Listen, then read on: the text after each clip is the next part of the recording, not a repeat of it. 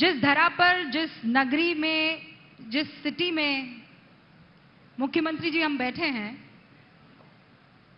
यहां पर बॉलीवुड का बादशाह है, यहां पर बिजनेस के बादशाह हैं, और अभी जो राजनीतिक उठापटक हुई है उसके बाद से मुख्यमंत्री जी आपको राजनीतिक रणनीति का बादशाह भी कहा जा रहा है, पॉलिटिकल बादशाह। मतलब अब 3 अलग अलग बादशाह हर कैटेगरी के यहां। नहीं, मैं बादशाह वगैरह नहीं है, मैं एक कार्यकर्ता के रूप में काम कर रहा हूं। मुझे बादशाह वगैरह नहीं बनना है, क्योंकि मुख्यमंत्री होने के बावजूद भी मैं आज भी एक कार्यकर्ता के रूप में काम कर रहा हूं, और कल भी मेरा काम ऐसे रहेगा। सुना है कि मुख्यमंत्री निवास बंद ही नहीं होता है, उसके दरवाजे 5-5 सुबह 6-6 बजे तक खुले ही रहते हैं। दरवाजे बंद करूंगा तो मुझे बंद कर देंगे लोग। इसलिए देखिए, मुख्यमंत्री बनने के बाद या पहले भी मेरी काम करने का जो तरीका था वो मैंने वैसे रखा है, क्योंकि कल तक मुख्यमंत्री बनने से पहले भी मुझे लोग जानते थे, मुझे मिलते थे, मैं उनका काम करता था, उनकी सुनवाई करता था, और कुछ हो सकता है उतना मैं उनके लिए कोशिश भी करता था। अगर मुख्यमंत्री बनने के बाद मेरे काम के तरीके में बदलाव करूं तो लोग बोलेंगे अरे कल तक तो अच्छा था, ये अभी आज बदल गया है क्या। तो इसलिए जो है वैसे ही शुरू रखा है, और काफ़ी लोग आते हैं। देखिए, हर एक आते हैं, उनका 100% तो कोई भी काम नहीं कर सकता है, लेकिन जो आते हैं उनकी सुनवाई तो कर सकते हैं हम। उनको सुनने का काम करता हूं मैं, और जो हो सकता है उतना रिजल्ट मेरा देने का तरीका है वो तुरंत आओ, देखता हूं, करता हूं, पढ़ता हूं, वैसा नहीं करता मैं। हो सकता है सुनवाई कर देते हैं आप? हाँ, बस वहीं पर फैसला तुरंत जितना हो सकता है उतना करता हूं। यहाँ जितने भी लोग हैं उनके मन में जितने भी सवाल हैं वो सब मैं पूछूंगी, लेकिन चूंकि मंच है आइडियाज ऑफ इंडिया का, तो मुख्यमंत्री जी, मैं एक सूबे का मुखिया होने के नाते एकनाथ शिंदे का आइडिया ऑफ इंडिया क्या है, महाराष्ट्र को ध्यान में रखते हुए? महाराष्ट्र है the growth engine of India. मतलब महाराष्ट्र हमारे देश का ग्रोथ इंजन है, और आप जानते हैं कि अभी डबल इंजन की सरकार है, इसलिए थोड़ा स्पीड पकड़ा हुआ है। और ये महाराष्ट्र की प्रगति जितनी तेजी से होगी उतनी देश की भी प्रगति होगी, देश की प्रगति होगी। क्योंकि जैसे हमारे प्रधानमंत्री जी मोदी सर, उनका जो $5 ट्रिलियन इकोनॉमी का जो सपना है, उसमें हमारे महाराष्ट्र के बहुत बड़ा योगदान होना चाहिए। इसलिए $1 ट्रिलियन जो है वो अचीव करना है, उस टारगेट को तो काम करना पड़ेगा, और वही हम कर रहे हैं। पिछले 6-7 महीने में जो रुके पड़े थे प्रोजेक्ट, उसे हम तेजी से आगे बढ़ा रहे। जैसे मुंबई का मेट्रो का काम हो, आर्य कॉलोनी का हो। देखिए, इसमें जैसे प्राइम मिनिस्टर, प्रधानमंत्री जी आए थे, समृद्धि हाईवे जिसका नाम हमने बाला साहेब ठाकरे समृद्धि महामार्ग रखा है, उसका शुभारंभ हो गया शिरडी तक। मुंबई में मेट्रो 2A, मेट्रो 7A का शुभारंभ हुआ,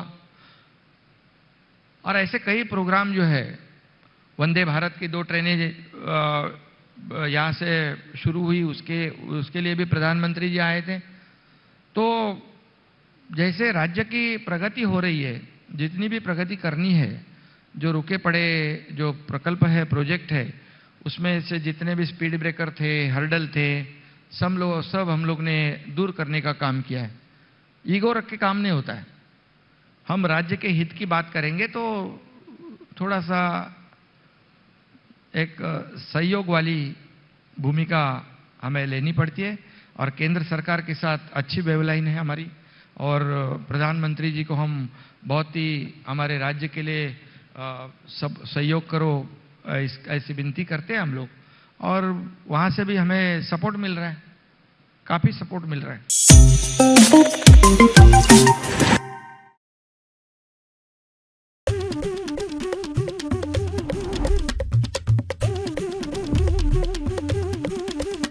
पिछली जो सरकार थी वो ये कह रही है कि कहा करती थी कि भाई विकास के काम में केंद्र सरकार हमारा सपोर्ट नहीं कर रही है, और जैसे ही एकनाथ शिंदे आए तो दे दनादन प्रोजेक्ट 38,000 करोड़ डेवलपमेंट प्रोजेक्ट के लिए आपको केंद्र से मिल गए।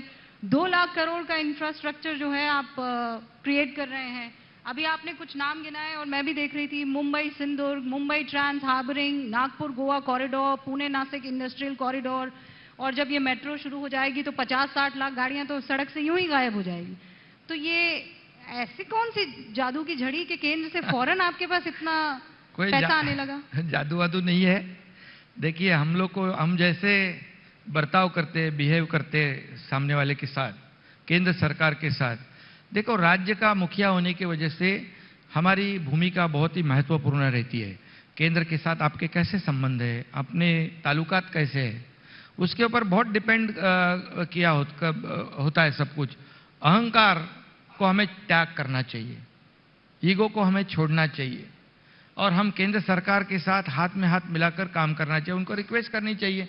केंद्र सरकार तो बड़ी ताकत है, और महाराष्ट्र के ये विकास के लिए हमें क्या प्रॉब्लम है? उनको रिक्वेस्ट करने, विनती करने के लिए क्या प्रॉब्लम है? कोई दिक्कत नहीं है। जो हम कर रहे हैं, पिछले सरकार में मैं भी था, लेकिन थोड़ा सा जो ईगो वाली प्रॉब्लम थी तो वही मार दिया हम लोग को, और वो उसकी वजह से पैसे नहीं आ रहे थे। क्योंकि हम मांगेंगे, जाएंगे, मिलेंगे, तब तो देंगे। क्या घर में लाके देंगे? हमारे घर में बैठ के नहीं होता कुछ भी, फील्ड पे उतरना पड़ता है। नहीं, पर घर के दरवाजे बंद कर ले मुख्यमंत्री, ऑनलाइन और तो फेसबुक पे नहीं चलता काम। सुना है इस रिश्ते का, इस मजबूती का केंद्र और आपके बीच में फायदा दावोस तक पहुंच गया। बिल्कुल, मैंने पहले भी कहा है कि दावोस में जब मैं गया था तो वहां पर लोगों के मन में था कि क्या है अभी, और सरकार को हमारे 6-7 महीने ही हुए थे, और लेकिन हमारे स्टेट में, राज्य में पोटेंशियल फॉर इंडस्ट्रियल डेवलपमेंट बहुत है। ह्यूज अच्छा इंफ्रास्ट्रक्चर है, कनेक्टिविटी अच्छी है, स्किल मैन पावर है, जमीन है, और ये सब होने के बावजूद लोग नहीं आ रहे थे। क्योंकि मैं अभी किसी के ऊपर टीका टिप्पणी नहीं करना चाहता हूं, लेकिन वहां जाने के बाद भी वो कई लोगों ने मुझे पूछा, कई देशों के प्रधानमंत्री मुझे मिले, प्रमुख मिले, मंत्री जी मिले। उन्होंने कहा कैसे केंद्र सरकार, मोदी जी, आपका कैसा राज्य के साथ ताल्लुकात है? मैं बोला बहुत अच्छा है, और हम लोग हमको सपोर्ट कर रहे हैं, डेवलपमेंट के लिए कर रहे हैं, सब कुछ बातों के लिए कर रहे हैं। तो बोले नहीं, फिर उन्होंने 1,37,000 करोड़ के एमओयू साइन हो गए वहां पर, और अभी उसकी शुरुआत भी हो गई, एग्जीक्यूशन की शुरुआत हुई। सिर्फ आंकड़े बढ़ाने के लिए, आंकड़े गिनाने के लिए मैं नहीं बोल रहा हूं। वहां उनका जो बहुत ही सीरियस थे वो, क्योंकि उनको हमने कहा कि ये हमारी सरकार जो है आपको सहूलियत देगी, वहां पर जो बेनिफिट है वो देगी, सिंगल विंडो क्लियरेंस देगी, आपके इंडस्ट्री को रेड कारपेट देगी, कैपिटल सब्सिडी देगी, जीएसटी में आपको फायदा देगी। क्या चाहिए आपको? आ जाओ। तो देखो, अगर एक मुख्यमंत्री अगर किसी इंडस्ट्री को बोलता है कि आप आ जाओ, हम सपोर्ट करेंगे, तो उनको भरोसा हो जाता है। और मुझे एक फक्र है, और मुझे बहुत ही खुशी भी है, क्योंकि ये 6-7 महीने गवर्नमेंट के हुए हमारे, लेकिन इसके बावजूद कई देश के लोगों ने हमारे ऊपर भरोसा रखा है, और साथ में आदरणीय प्रधानमंत्री जी का भी सपोर्ट है हमें। तो निश्चित रूप से आगे देखेंगे आप लोग कि बड़े पैमाने पे यहाँ पर इंडस्ट्री आएगी, यहाँ पर पोटेंशियल है, एम्प्लॉयमेंट जनरेट होगा, लाखों लोगों को काम मिलेगा, और क्या चाहिए।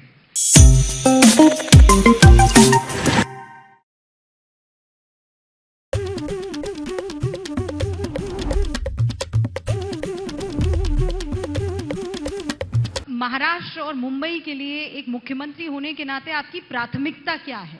आप यहां बैठे मुंबईकरों को और महाराष्ट्र की जनता को यहां से क्या भरोसा देंगे? देखिए,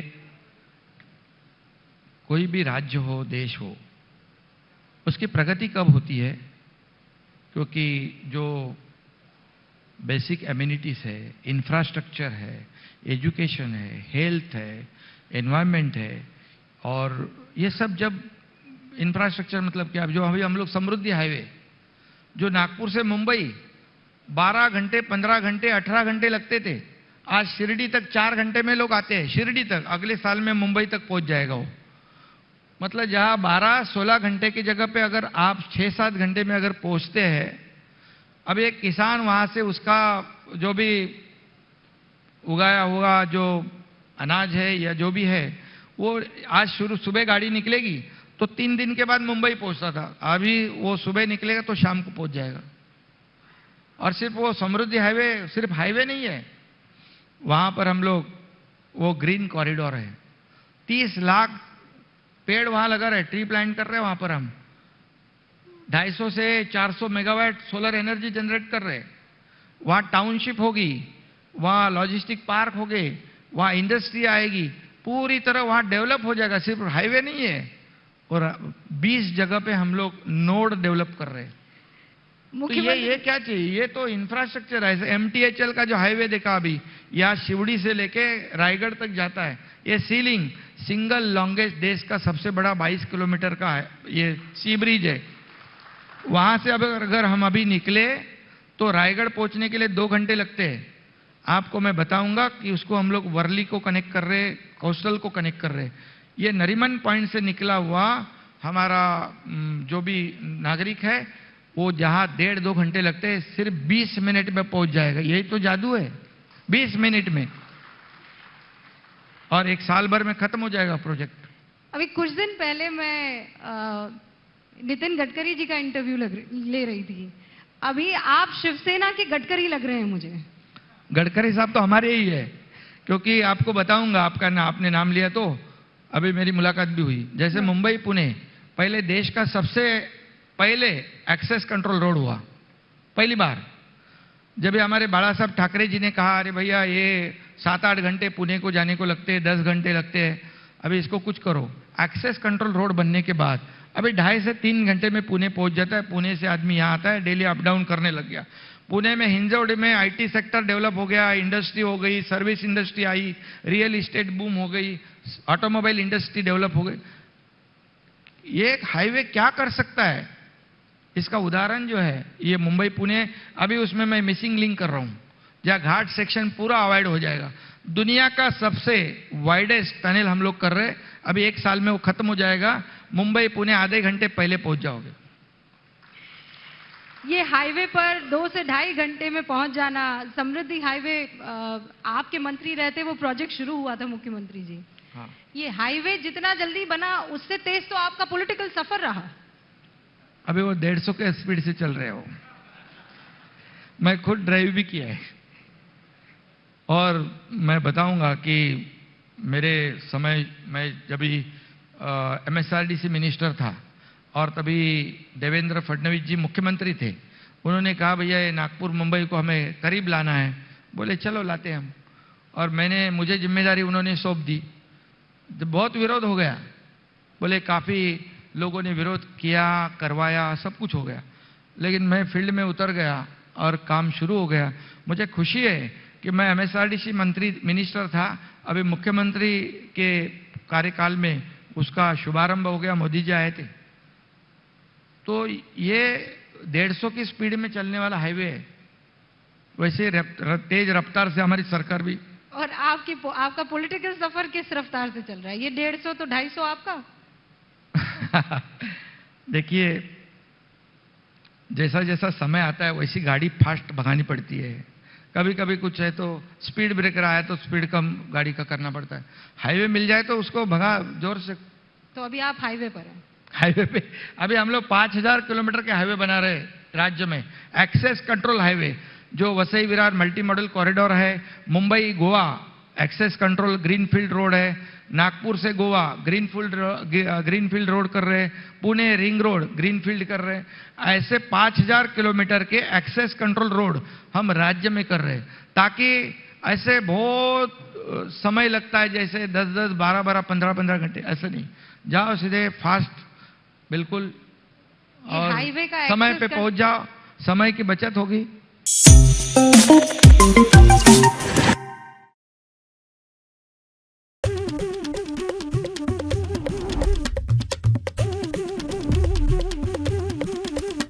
आज आप जिस कुर्सी पर बैठे हैं और जिस मंच पर बैठे हैं, और आप ये जानते हैं कि सिर्फ मुंबई वासी ही नहीं, देश की एक एक जनता जो है वो जो कुछ इस वक्त मुंबई में हुआ है और पार्टी को लेकर हुआ है उसके बारे में बहुत डिटेल में जानना चाहते हैं। और इसीलिए मैं आपसे जो सवाल पूछ रही हूँ और मैं उम्मीद करती हूँ कि आप बहुत ईमानदारी से उन सवालों के जवाब देंगे और आप कतराते भी नहीं हैं। मैंने आपके बहुत से इंटरव्यू देखे हैं और हिंदी में भी बहुत शानदार आप वार्तालाप कर रहे हैं।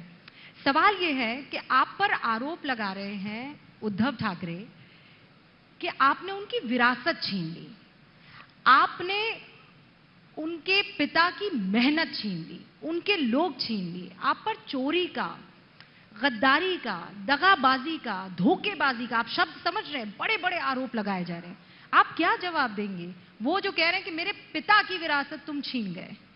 देखिए, ये शिवसेना पार्टी जो है वो बाला साहेब ठाकरे जी ने बनाई और उसमें मेरे जैसे कई हजारों लाखों कार्यकर्ता जो है, मेरे से काफी सीनियर लोग भी मेरे साथ हैं अभी, गजानन कीर्तिकर, रामदास कदम, बड़े बड़े लोग हैं जो सीनियर है, सबका नाम मैं नहीं ले पाऊंगा।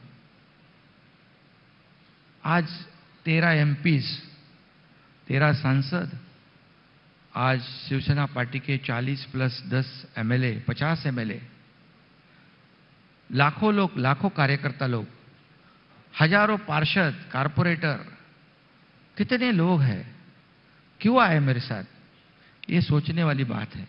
देखिए, आरोप लगाना तो सीधी बात है, छोटी बात है, कोई गद्दार है, चोर है, ये है, बोलने को तो ठीक है, लेकिन हम लोगों ने उनकी प्रॉपर्टी के ऊपर दावा नहीं किया है, उनके संपत्ति पे दावा नहीं किया है। जो बाला साहब के विचार थे, वो विचार को उन्होंने पूरी तरह त्याग दिया। जो हमारे बाला साहब हमारे दैवत थे, हम उन्हें बहुत ही पूज्य मानते थे, हम लोग उनके साथ काम किया हुआ है। अभी अगर हमारी पार्टी के नेता प्रमुख हमारी आइडियोलॉजी को खत्म कर रहे, बाला साहब के विचार को बेच डाल रहे, हमारे सब विचार जो है उसको तोड़ मरोड़ डाल रहे, जो 2019 को जो शिवसेना बीजेपी के लोगों ने वोट दिया, यहाँ पर एक तरफ बाला साहब का फोटो लगाया, दूसरी तरफ मोदी जी का फोटो लगाया, हम वोट मांगे लोगों के पास, लोगों ने भी भर भर के वोट दिए, शिवसेना बीजेपी को मैंडेट दिया और ताकि पूरी मेजोरिटी दे दी दोनों पार्टी को, शिवसेना बीजेपी को। तो सरकार किसके साथ बनना चाहिए था? जो हमारा अलायंस पार्टनर है उसके साथ बनना चाहिए था। लोगों की भावना वही थी कि शिवसेना बीजेपी की सरकार बने, लेकिन स्वार्थी भावना से, कुर्सी की लालच से सरकार जो पार्टी कांग्रेस एनसीपी, मैं टीका टिप्पणी, आपने पूछा सवाल इसके लिए मैं बोलता हूं कि हमेशा दूर रखने का बाला साहब ठाकरे जी ने जिनको रखा था उनके साथ सरकार बनाए। क्यों? सिर्फ कुर्सी के मोह में, कुर्सी की लालच में। अच्छा, बना दिया, लेकिन उसके बाद वो दोनों पार्टी आगे बढ़ रही है। मुख्यमंत्री जिस पार्टी का है उसका, उस पार्टी का हर चुनाव में 5वें नंबर पे हम जा रहे हैं। जो हमारे साथ आए, जो पार्टी खत्म होने जा रही थी, उनको संजीवनी दे दी और वो 1 नंबर पे जा रही है। तो कैसे हम लोग बर्दाश्त करेंगे? मैंने बार बार 5 बार कोशिश की, मुझे मुख्यमंत्री बनना नहीं था, मैं बोला आप ही बनो, लेकिन जो हम 2019 को आपने गलती की हुई है, अभी मैं ऐसा कह सकता हूं, वो जो गद्दार कहते हैं, तो 2019 को उन्होंने गद्दारी की है, उन्होंने पार्टी के साथ, लोगों के साथ विश्वासघात किया है, अपने पार्टी अलायंस के साथ विश्वासघात किया है। जिन लोगों ने वोट दिया शिवसेना बीजेपी कहकर, उनके साथ विश्वासघात किया है, ऐसा मैं कह सकता हूं, लेकिन आज तक मैं बोला नहीं। आरोप लगाने से पहले 1 उंगली उधर तो 3 उंगली अपनी तरफ है। लोग जानते हैं गलत किया है, इसलिए मैं आपको बताऊंगा कि हम लोग कहते थे अरे शिवसेना पार्टी का नाम मिल गया आपको, धनुष्बाण मिला, आप क्या करोगे, उनकी प्रॉपर्टी लोगे, उनकी संपत्ति लोग। बिल्कुल हम लोगों ने कहा हमें वो कुछ भी नहीं चाहिए, हम कोई दावा किया नहीं, ना करेंगे। उनकी प्रॉपर्टी उनके पास, हमारे पास तो बाला साहब के विचार जो है वही हमारे लिए हमारी प्रॉपर्टी है, सबसे बड़ी प्रॉपर्टी है। मैं थोड़ा क्लैरिफिकेशन चाह रही हूं। एकनाथ शिंदे ने कभी किसी का लिया नहीं है, एकनाथ शिंदे ने अभी तक देते ही आया हूं मैं, ये देने वाला है, लेने वाला नहीं है।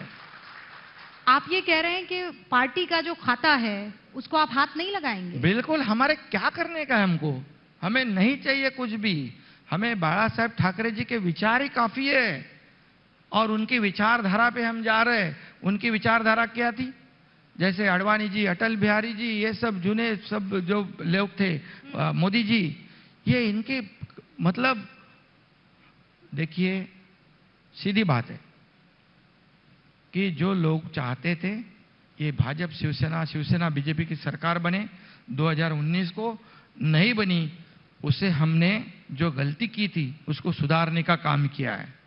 जो धनुष्बाण और शिवसेना नाम जिनके पास गिरवी रखा था उनको छुड़ाने का काम हमने किया है उनकी तरफ से।